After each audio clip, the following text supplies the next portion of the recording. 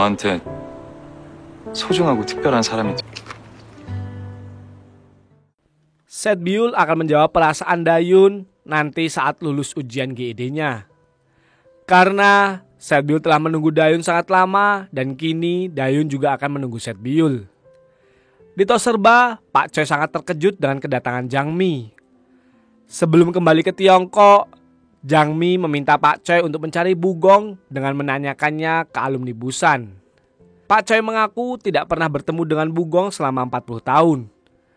Tanpa sengaja, Dayun dan Setbiul datang dan mendengar percakapan tersebut.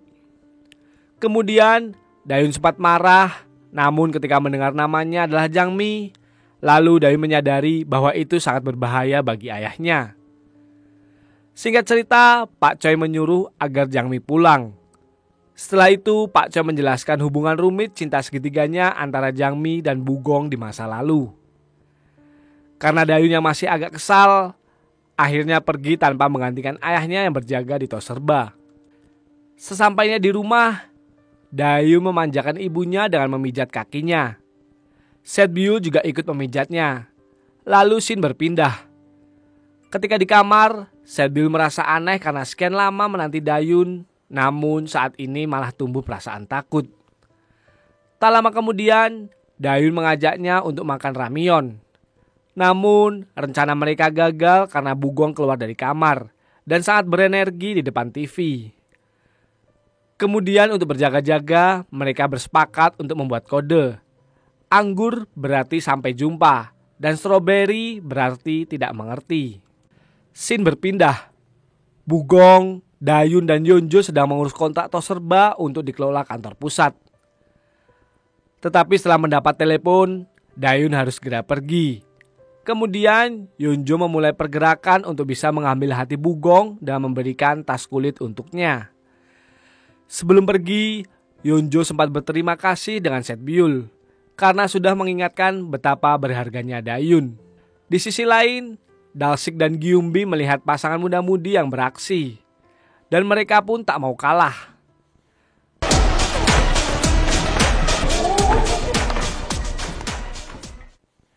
Tetapi harus berakhir dengan sedikit memalukan.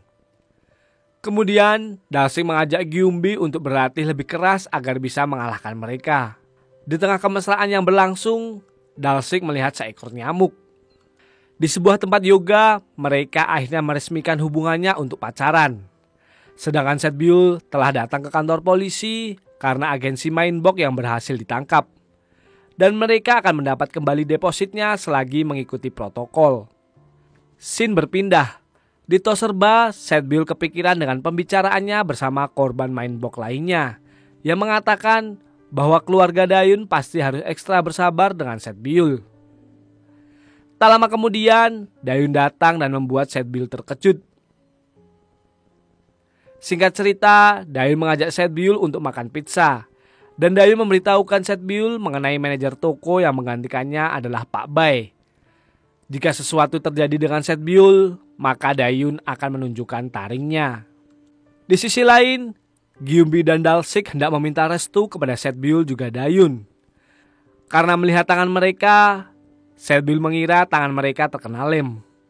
Tetapi Dalsik dan Gyumbi menceritakan kisahnya dan kini telah jadian. Scene berpindah. Bugong berencana untuk membersihkan Toserba sebelum diserahkan ke kantor pusat.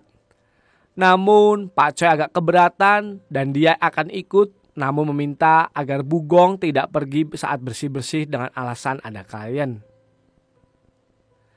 Sesampainya di Toserba, tiba-tiba Bugong mendapat telepon dan harus pergi untuk menemui kliennya.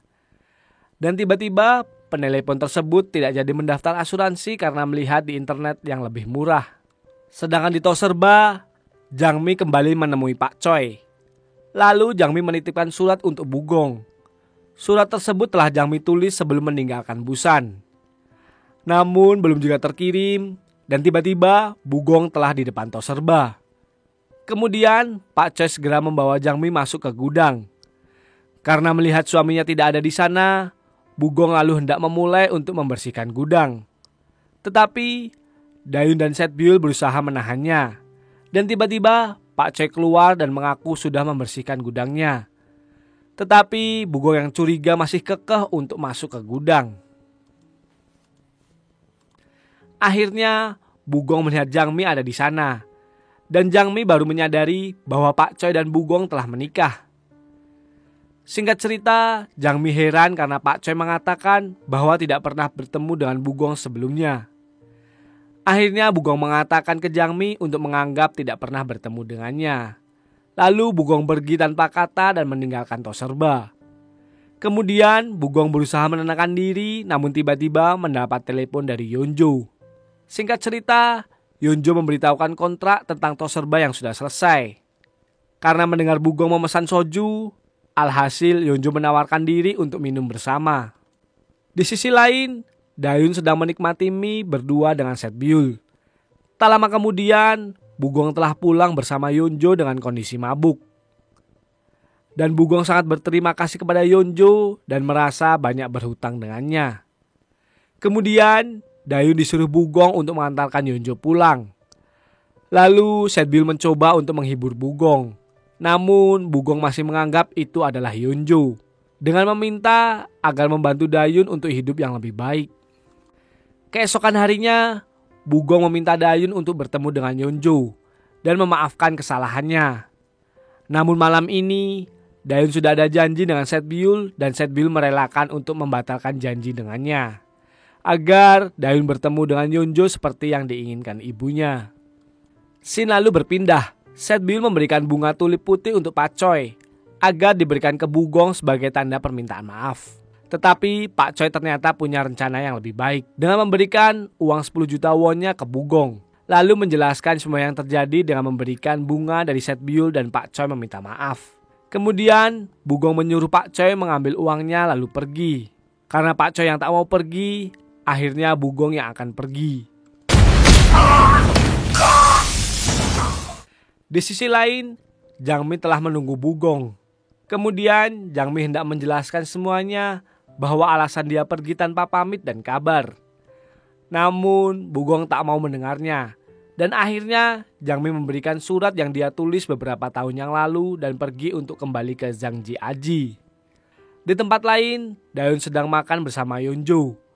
Kemudian Dayun menerima permintaan maaf Yeonjo tetapi tidak bisa untuk menjalin hubungan dengannya lagi. Dayun hanya ingin menjadi rekan kerja yang baik.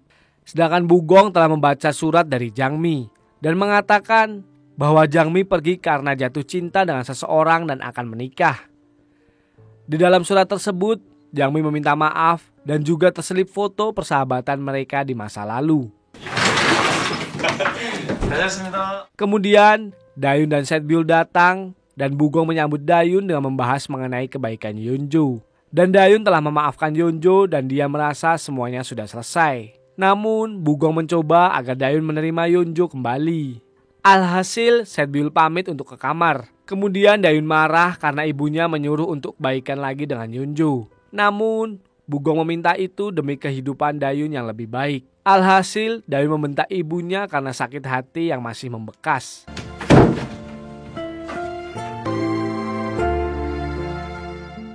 Di sisi lain, Setbyul tak sanggup berkata-kata melihat itu semua.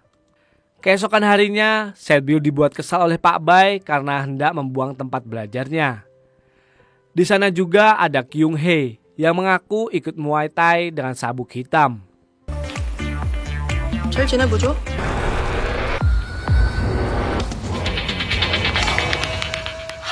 Kemudian Setbyul pulang dan menghampiri Bugong yang tak beranjak dari tempat tidurnya. Lalu Bugong menceritakan semua harapannya ke Dayun untuk hidup yang lebih baik. Namun untuk pertama kalinya Dayun membentak ibunya. Scene berpindah. Setbyul dan Dayun makan di sebuah restoran. Kemudian Setbyul meminta Dayun agar meminta maaf ke ibunya. Tetapi Dayun menyuruh agar Setbyul tidak mengambil hati ucapan ibunya tersebut. Lalu Setbyul tak ingin Dayun berubah dan ingin agar Dayun tetap menjadi anak yang baik dan menganggap ini semua terjadi karenanya. Pada malam hari, Setbyul memutuskan untuk pergi dari rumah tersebut.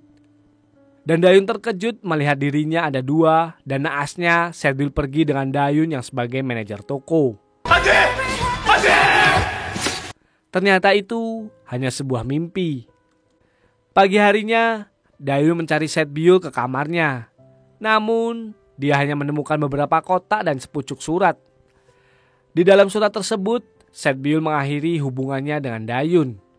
Dan kini Dayun telah mengejar impiannya, begitu juga dengan Setbiul yang ingin mengejar mimpinya. Di sebuah kebun bunga, Setbiul bekerja dengan keras. Dan salah satu pegawai di sana memperkenalkan putranya dengan Setbiul. Si anak tersebut meminta uang ke ayahnya untuk membeli buku pelajaran. Di sisi lain, Dalsik baru saja mendapat kabar mengenai Setbiul. Menurut Gyumbi, Setbiul biasa mengalami fase seperti ini dan nantinya akan kembali seperti biasa. Kemudian, Dalsik telah memberitahukan ayahnya bahwa mempunyai pacar. Namun ayahnya tidak mempercayai Dalsik karena dianggap sebagai pembohong. Mendengar hal itu, Gyumbi mengajak untuk mengunjunginya besok. Sedangkan Dayun sangat galau dan memandangi Toserba seakan-akan Setbiul masih ada di sana. Di tempat lain, Setbiul tanpa sengaja melihat salah satu anak pegawai bunga yang dipalak. Setbiul menghampirinya lalu menghajar mereka semua. 샤가 뭘 몰라도 한참을 모르나 벼.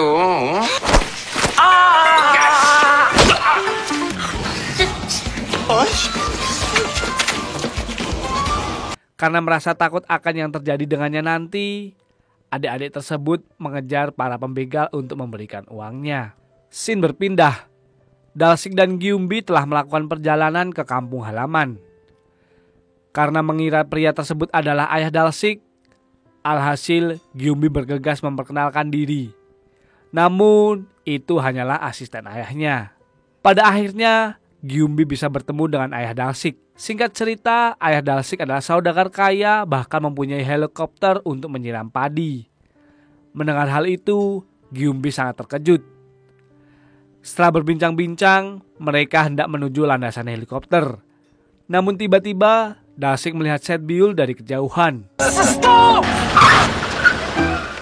Kemudian, Dalsik mengajak Gyumbi mengendap-endap untuk memastikan bahwa itu memang Setbiul. Alhasil, Dalsik memberitahukan Dayun keberadaan Setbiul. Mendengar hal itu, Dayun bergegas menuju ke alamat yang diberikan Dalsik. Di sisi lain, para lelaki senior telah kembali ke Korea. Singkat cerita, mereka mengaku telah menyampaikan salam Pak Choi ke Jangmi dan juga memberikan sedikit oleh-oleh untuk Pak Choi. Di sisi lain, Dayun telah bertemu dengan Setbiul. Di saat mereka membicarakan kelanjutan hubungannya, tiba-tiba beberapa orang datang.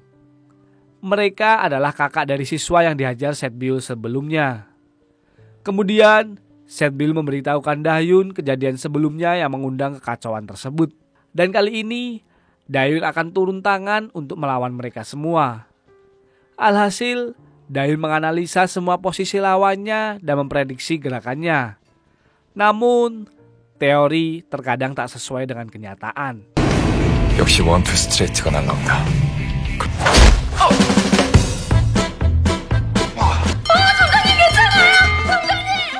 Alhasil, Setbiul marah dan menghajar mereka semua.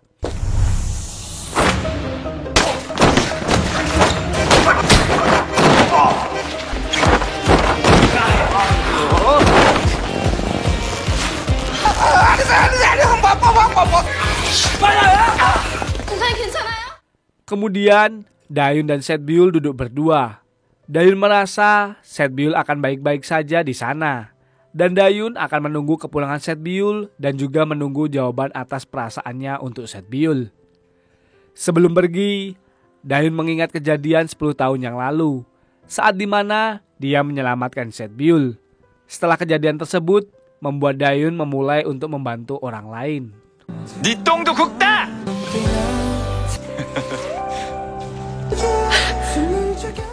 Keesokan harinya, Setbiul mendapat tawaran untuk menjadi pegawai resmi. Dan semua fasilitas akan disediakan termasuk juga asuransi. Kabar gembira tersebut membuat Setbiul teringat dengan Dayun saat mendaftarkan asuransi untuknya. Di sisi lain, Dayun mengajak Yeonjo makan bersama dan berterima kasih ke Yeonjo karena sekarang dia menjadi konsultan. Setelah itu, Dayun memutuskan untuk mengundurkan diri dan akan kembali menjadi pemilik Toserba. Kemudian, Yeonjo sempat meminta kesempatan terakhir, namun Dayun tidak bisa.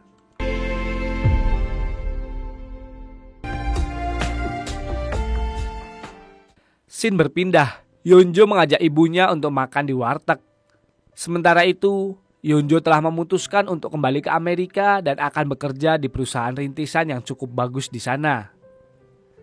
Karena tak mau anaknya pergi, alhasil Bu Heja menemui Bugong untuk menyuruh agar Dayun kembali ke kantor pusat dan berhenti dari tos serba. Tanpa sengaja, Bu Heja mengatakan penyebab Dayun keluar dari kantor pusat sebelumnya karena demi Yeonjo. Mendengar kejadian sebenarnya, Bugong akhirnya marah karena ulah Bu Heja yang semena-mena mengubah seseorang dengan harta dan tahta. Di tempat lain, Dayun kembali menempel lowongan pegawai paruh waktu di tos serbanya. Di sisi lain, Dalsik telah memantaunya dan segera menghampiri Dayun. Tentunya dengan niat meminta makan karena belum makan seharian.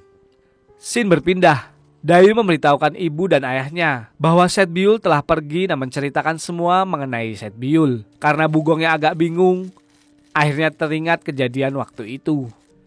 Kemudian, Bugong sangat menyesal karena telah menyakiti Setbiul dan menyadari bahwa Dayun keluar dari kantor pusat kali ini demi Setbiul. Walaupun Bugong tak menginginkan Dayun hidup sepertinya, namun Dayun sangat ingin seperti ibunya. Meski sering bertengkar, namun mereka saling mempedulikan satu sama lain dan juga saling membutuhkan.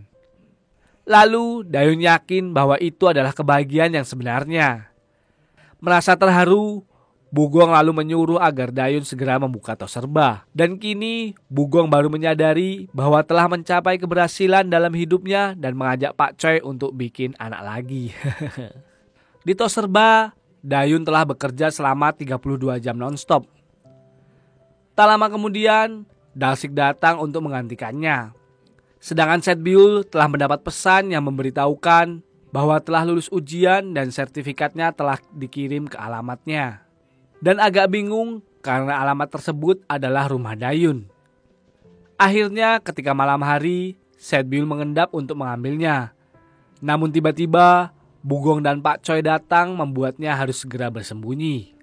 Karena melihat surat milik Setbiul, alhasil Bugong sangat merindukannya.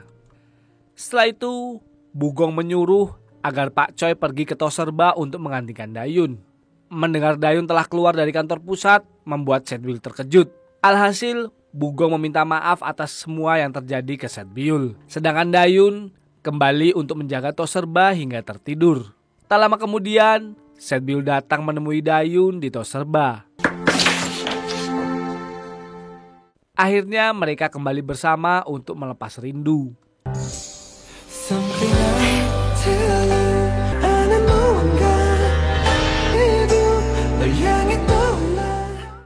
Di sisi lain, Dalsik telah menyelesaikan komiknya hingga episode terakhir. Dan Gyumbi sempat menanyakan mengenai komik yang akan ditulis berikutnya. Kemudian, Dalsik akan menulis tentang tos serba. Tentang kisah Dayun dan Setbiul yang akan mereka beri judul 편의점 새싹별이. Scene berpindah. Setbiul akhirnya menerima perasaan Dayun dan mereka telah resmi berpacaran.